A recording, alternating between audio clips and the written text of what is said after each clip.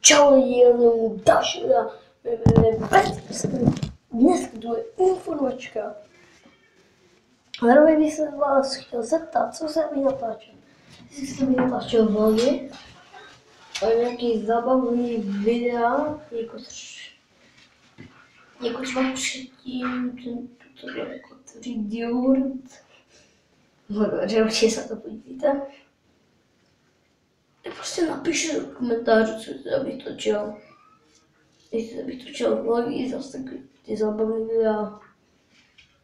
Co jiného. No a to bude asi všechno. No, to bude všechno. Doufám, že se vám tohle video líbil. Tam je like, komentář, odběr. Uvidíme se do škoda. Čau.